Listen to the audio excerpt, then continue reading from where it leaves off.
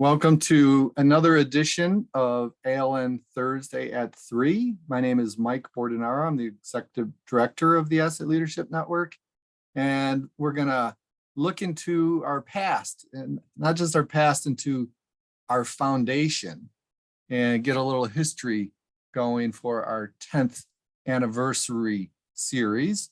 But first, let's thank our Platinum Organizational member, Onuma Inc., and our ALN patron members, Jacobs, Definitive Logic, ABS Quality Evaluations, and CGI, where Bob Kaler works.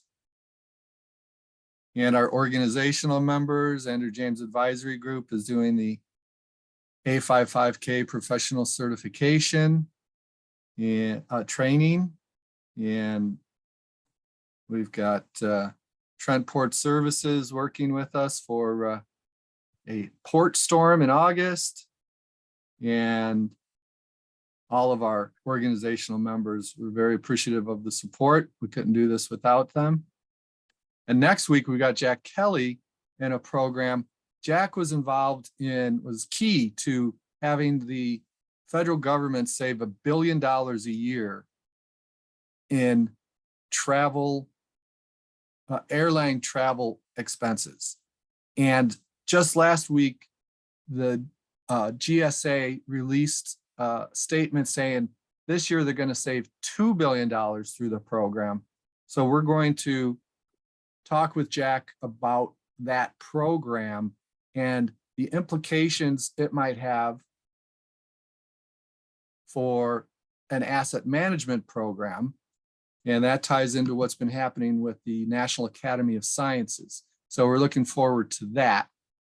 But this week we're talking with Rich Culbertson, and we're hoping that Bob Kaler shows up, but he's been really busy, and I would not be surprised if he does not. Rich, you can join us now.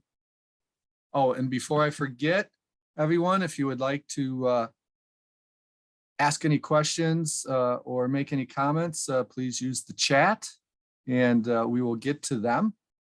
So, Rich, you've been involved in asset management in the United States since it was formed at ASTM at the beginning of this century. You were involved with Jim Dieter in running the US TAG for ISO 55000, helped write ISO 55000, and you identified the need for an organization focused on asset management and promoting ISO 55000. So we want to kind of dive back into the origin stories, but you're still really active. You're very active in the National Property Managers Association. And will you tell us what you're doing next month in Orlando? Yeah, certainly. I've been a member of National Property Management Association for about 35 years. And like ALN, as well as National Property Management Association and other organizations, these things are communities of practice. And, you know, it's important to, I think over the years, I've learned that communities of practice are very important, you know, not only within a company, but also in other organizations, because in that community of practice, then you start dealing with your peers and also understanding what they're doing. They understand what you're doing. And at the same time, sometimes there are assignments. You know, for example, I was also involved with the Aerospace Industry Association, which is also a community of practice. And most of those things have a schedule, just like the standards have a schedule. They have to be reviewed periodically. And there are monthly meetings in those things. The same with what goes on with ALN. There's a business system rhythm that exists. And that rhythm is necessary for people to continue to grow, to communicate, and to figure out how to improve this community. Now, ALN grew out of that. You know that. What are you doing next? What are you doing next month? Okay, I'll get to that. But anyway, with my 35 years with National Property Management Association, I try to participate in speaking. So I'll be giving 2 of them. I'll be giving one on fraud, and I'll also be giving one concerning the importance of acceptance and adoption and putting in standards into organizations. and it's part of their overall internal control processes. And this is for the NPMA annual Annual educational seminar, and that'll be in Orlando. National Education Seminar, Yeah, NES. NES. Orlando in August. Boy, you're Right. saving a lot of money there, aren't you? Well, I was there once in June. It was hot then too. But they have air conditioning down there, so I think it should be just fine. Okay, good. But most of the time it is in fact spent inside, not necessarily outside. So it's only when Well- outside in the evening, maybe not too bad. Well, you are a great contributor to many communities, including the Asset Leadership Network. We really appreciate what you do, in addition for the companies that you've worked for and how you've served the country. You were in the military, so thank you for that. But boy, just the incredible amount of volunteer effort you put in is really commendable. So there you were with a bunch of really smart people writing ISO 55000. The US TAG was meeting. You get together in person sometimes, and probably weren't doing web meetings that much in 2008. Well, let's go back a little bit. Okay. As far as standards, Jim Dieter and I were like charter members of ASTM E53. And there we're involved in various standards. Some of the first ones. That's the Asset Management Committee of ASTM. That's correct. E53. That's managed E53. And the first one Jim was working on was definitions. And I think he must have gotten tired or ran out of definitions, so he asked me to take over. So I took over that particular committee, and I think I created something like 500 definitions of accounting and asset management definitions, and a lot of that stuff still exists today, although some of it may not be as up to date as possible because of the changes in GAAP and such. But that started a rhythm, of meetings and monthly meetings and a drive to in fact establish standards. One of those standards was ASTM 2279, which is the guiding principles of property management, which is still used today as a must or shall requirement for DoD asset management or property management capabilities in their processes. And that's a very, very significant standard, which manages a tremendous amount of property.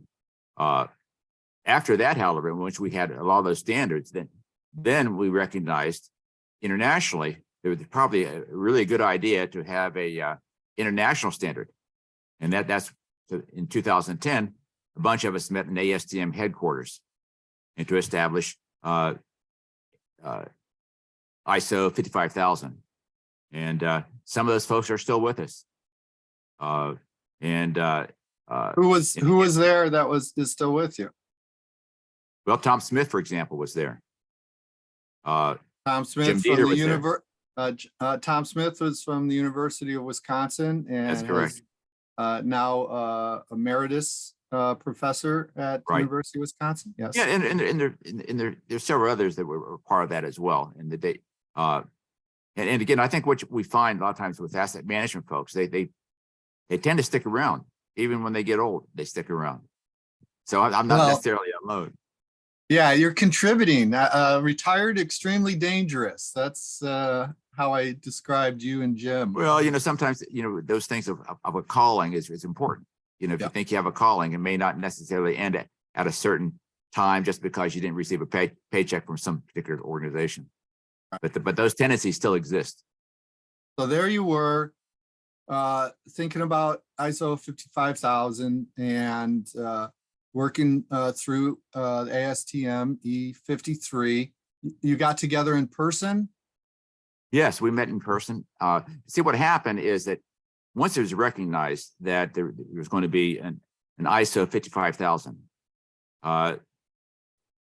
ANSI was responsible as the leading organization that represents the United States before the government body of standards. And they looked around to find out, well, they didn't know much about standards and asset management standards, but they knew that ASTM had a committee for that. And so it became really apparent that the leadership of that in the United States should be the ASTM E53 committee. And in fact, ASTM is the go-between the committee and to ANSI, to the national headquarters for ISO. And ASTM has been extremely visible, helpful. We had our world meeting just like a month ago at ASTM headquarters in Conshohocken, Pennsylvania. And that went very well. You know, we had about 60 people there worldwide. This was the first meeting since COVID. We were very, very pleased that it went well. We accomplished a lot, particularly in resolving a few issues that we had in ISO 55000, ISO 50001, ISO 55010, and some others. But and what we also found out, though, is that, or confirmed, is that it's really important in a lot of these cases to make sure you have a certain amount of face-to-face meetings. Sometimes when there's only an hour to meet, like on a Zoom call or whatever, and you have many, many people on the line, it's awfully hard to have much progress with that. And so the face-to-face meetings and those discussions during the meeting, but also outside of the meetings, and alliances that are made and agreements are made, and eventually from that, you know, with five days of meetings, generally good things come out of that. And I think it happened at that time as well. Back in 2010 to 2013, you were meeting and talking about the standard, but you must have also been thinking about how are we going to promote this in the United States? What was some of the thinking behind starting the Asset Leadership Network? Well, actually, I think the Asset Leadership Network, I think, was for the most part the brainchild of Jim Dieter. I think Jim also grew up the same as I had. When we worked for companies, he worked for Northrop Grumman, I worked for Lockheed Martin. We found out during that it was really important to have these committees within a company. The Property Management Committee at Northrop Grumman, Boeing, Lockheed Martin, all those helped us to and those were, again, an outgrowth of NPMA. And that was necessary for the experts of those corporations, you know, get together to make sure they really understood how are they going to implement new regulations, how they were going to stay compliant with existing regulations, and how to improve those regulations. Okay. And so we learned from that the importance of these communities of practice.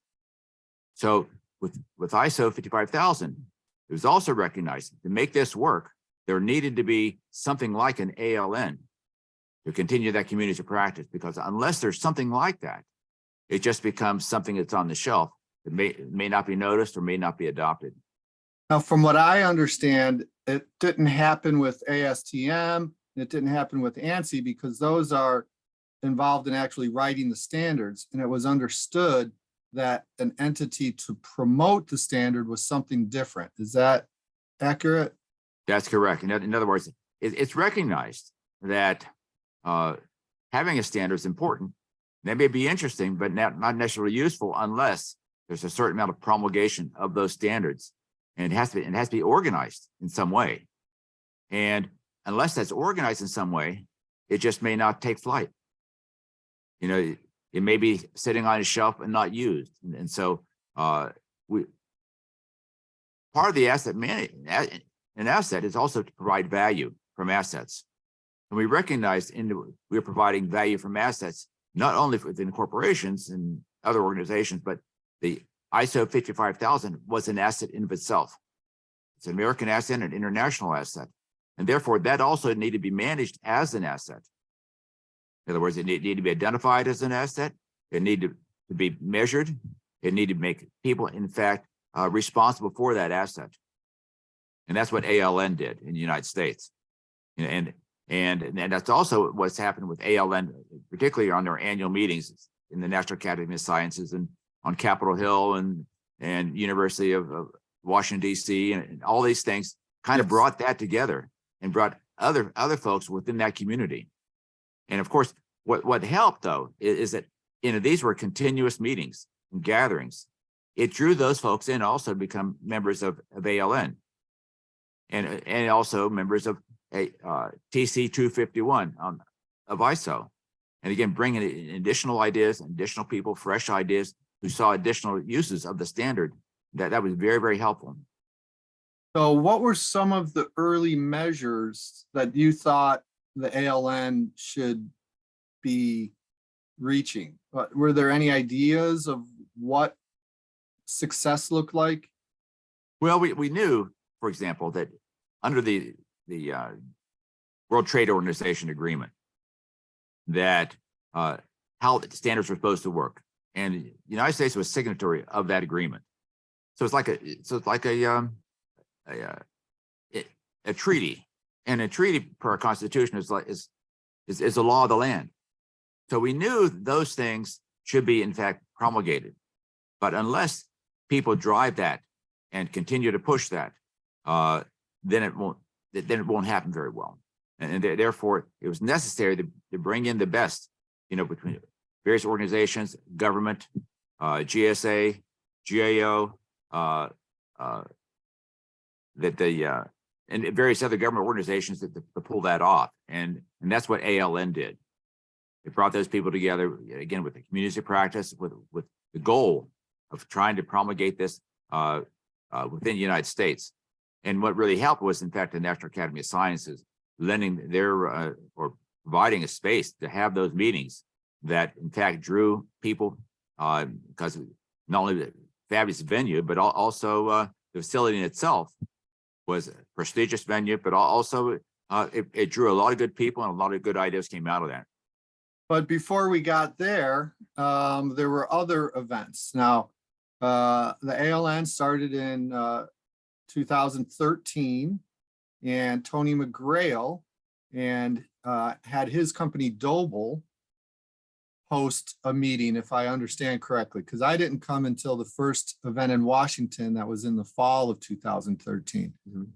Were you at that event with Doble? No, You weren't there. I wasn't that. About 2013, I was in the process of leaving Lockheed Martin, and some of that had to do with in particularly like 2011, 2012, in that I was a senior manager that had many sites responsible. My involvement was limited to telephone meetings with Jim Dieter and others. So traveling was not something I was capable of doing, with that. But I also realized that this was the future. ISO 55000 was the future. And I think it's proven to be the future worldwide in asset management. And for that was the whole concept, though, of value from assets. Gathering value from assets, and that opened up, I think, the eyes, and also what this in fact should be. It should not necessarily just be focused on, say, the management of government property or the management of somebody else's property, but the fact is the management of an organization, the entity. And so in some of that, and again, some of the exciting thing of ISO 55000, for example, was the management of intangibles. Now, what happened, and we spent a lot of time, during 2000 going up to 2007, under the FAR Federal Acquisition rewrite. And that was strictly for the management of government property, tangible property, tangible equipment, not so much real property, but tangible personal property. Yes. And which is important under that scope of a contract. But the fact is, when you're managing a full entity, what also came with that was the advent of making sure that organizations have internal controls. And those standards, though, for an organization that have to sign up, we in fact and have internal controls of effective, efficient operations, including protection of assets, reliable reporting for both financial and non-financial, then compliance laws, regulations, standards, contracts, and such. Then that brings us back a little further, that we in fact needed to manage the organization, particularly the intangibles. Right now, it's estimated that on the S&P 500, for example, the value of those organizations, 90% tangible, 10% 90% intangible, and 10% tangible.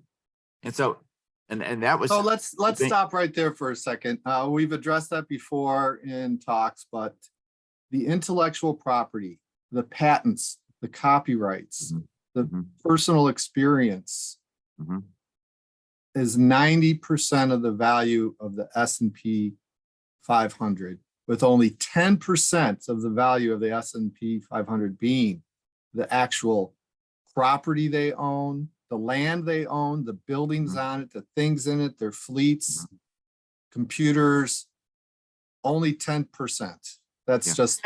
And just look around. You look at Apple, do we see a lot of tangible or intangible? We see the intangible. It's the same with Amazon. We see mostly the supply chain. Their supply chain is in their customer base, and those things bring value to that. On the other side, for the tangible property, unrecognized capital gain, for example.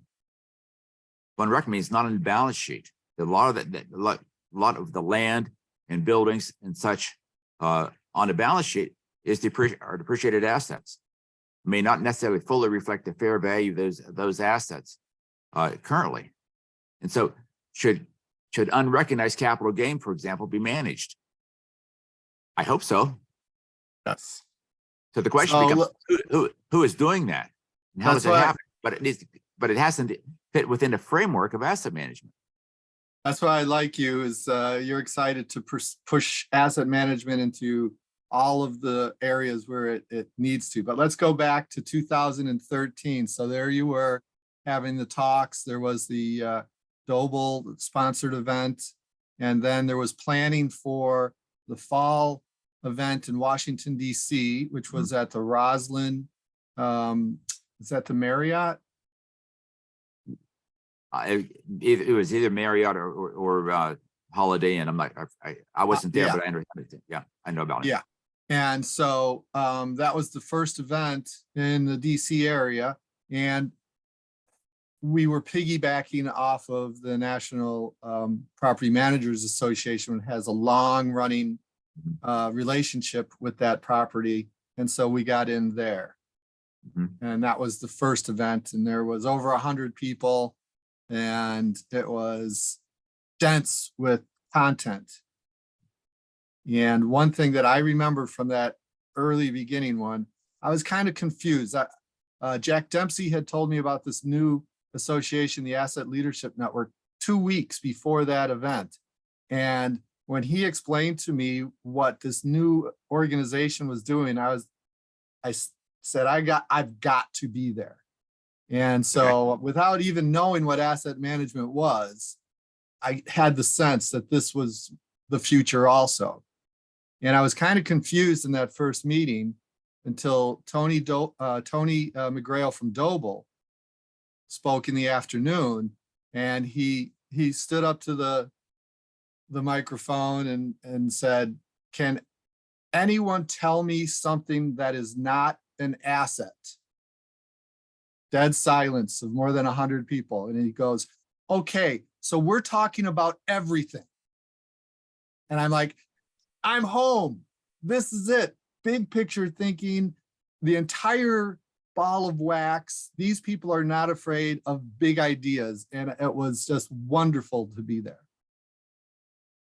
Yes. Everything fits into something.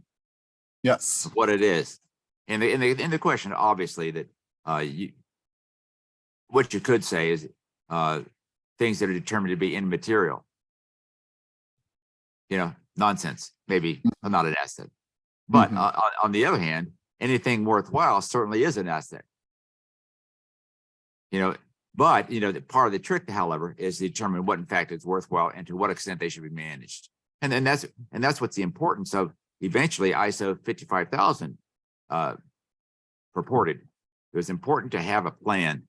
Organizations must have a plan.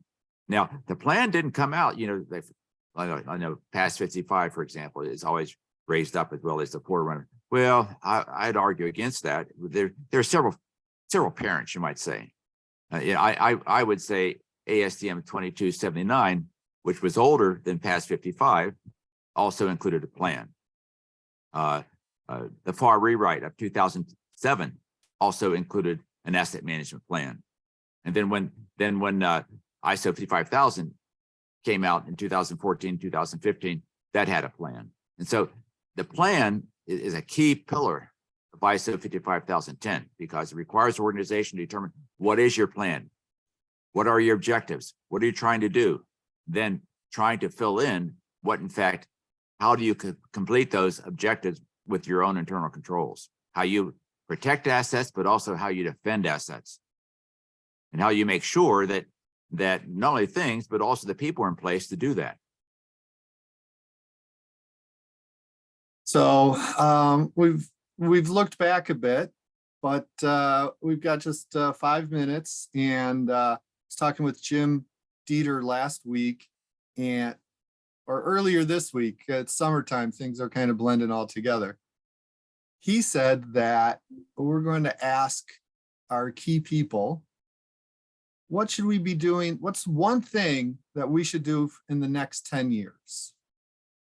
So I'm gonna stump you, or surprise you with that question and ask you, all right, the ALN has had a good run. 10 years, we've accomplished more than actually thought possible. We've covered the federal marketplace to the point where we're pretty sure that most of the federal agencies at least have heard of asset management, understand that it's a good thing, and many are doing it. We've got more than a dozen agencies willing to speak and sing the benefits that they have received from that. We're expanding into state and local government. Just today, I was talking with Lori from the Lansing, Michigan, and she has run the asset management program there, and she's going to be speaking to us in the future. And she's gone through the Michigan Infrastructure Council set of programs and really likes that. What do you think we should be doing in the next 10 years? I think, first of all, keep up the business rhythm. It's necessary to keep the rhythm going.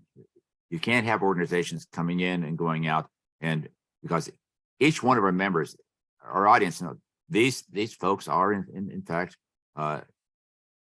you might say, they're interested in the asset. As long as they continue in interest to the community, and also how to improve their own organizations, these things will go forth. But I will also say too, it's important to have sponsors for this stuff.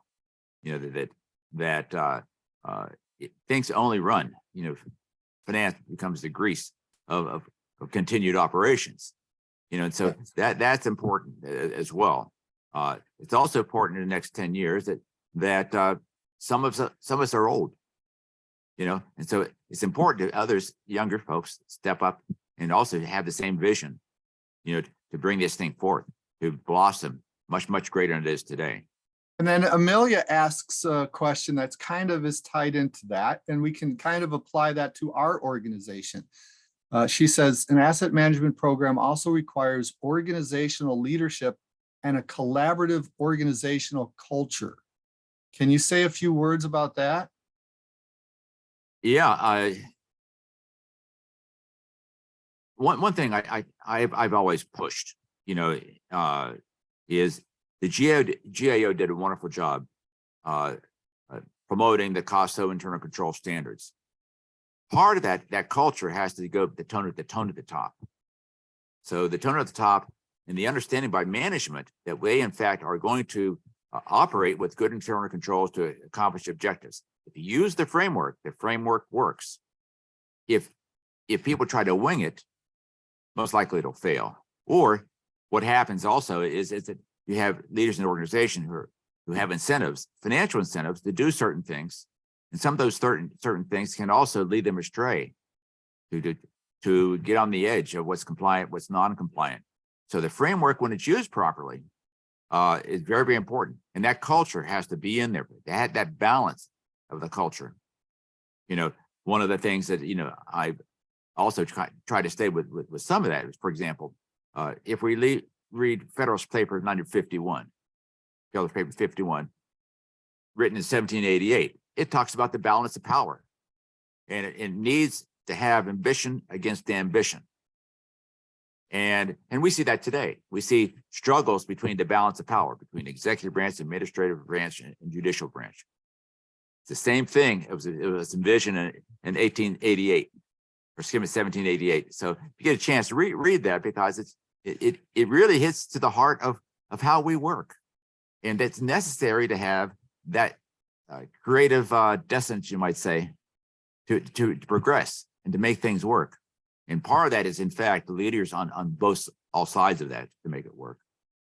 So what's the other words that are in that you had sent to me? Is it if men were angels, you wouldn't need to have all this, but we're not, essentially. Right. So then in terms of organizational leadership and collaborative organizational culture, I would say that that's why we are the Asset Leadership Network. We are not the Asset Management Network. We acknowledge that there has to be a strong top call for asset management, and that it's only from the top where you'll establish that collaborative culture. And everyone who presents on their successes talks about how they got involved with all of the stakeholders, and that's why it's a success. That's right. Now, let me go back a little bit. Just you asked one question, what was in that also impressed me. In 1788, the writer of Federalist Paper 51 talked about internal and external controls. That's what it was. Yes. And I thought internal controls basically came up, with the Securities Exchange Act of 1934. 15 USC 78M. And your memory is amazing, right? You're just a walking encyclopedia of standard. I was really impressed that a lot of knowledge we think is new. In fact, it's been there all along for a long time. Yes.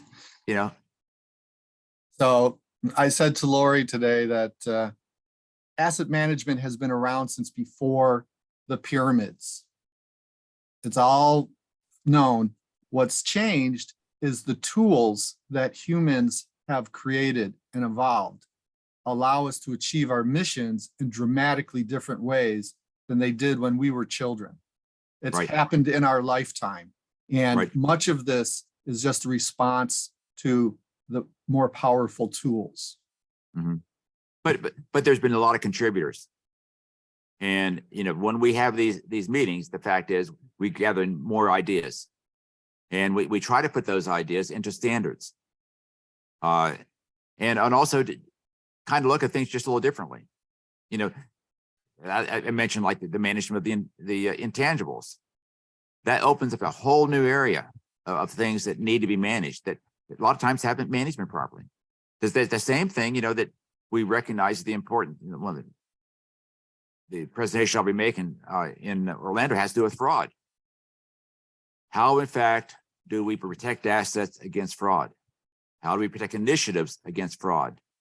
And even though we know it intellectually, but a lot of times the requirements to prevent, detect, and respond, sometimes you're just not there.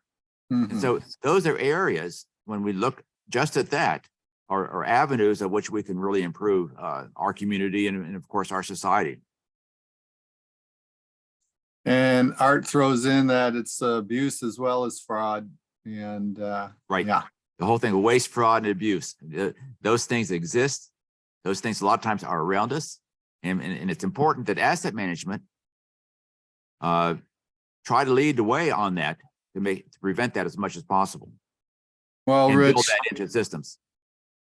We've gone a little long, but that's okay. You've done a great job of not only sharing some of the history, but the future and where we're going.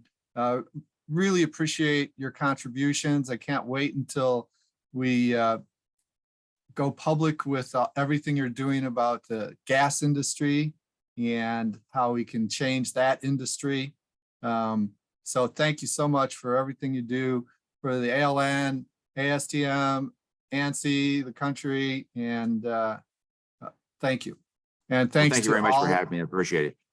thanks to all of the attendees today. Really appreciate your participation here. And let's go in reverse. So next week, it's going to be Jack Kelly talking about dramatic savings, $2 billion savings this year from a federal program for airline travel purchases.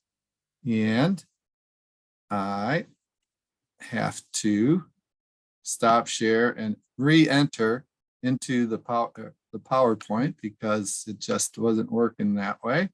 So I'll try that share again.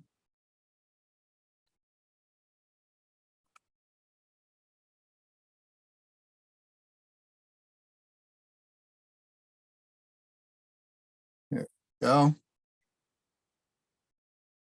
Yeah, so sorry, Bob Taylor couldn't show up. We'll talk with him again soon. Thank you to our platinum member, Onuma Inc., to our patron members, Jacobs, ABS Quality Evaluation, CGI, and Definitive Logic, our organizational members,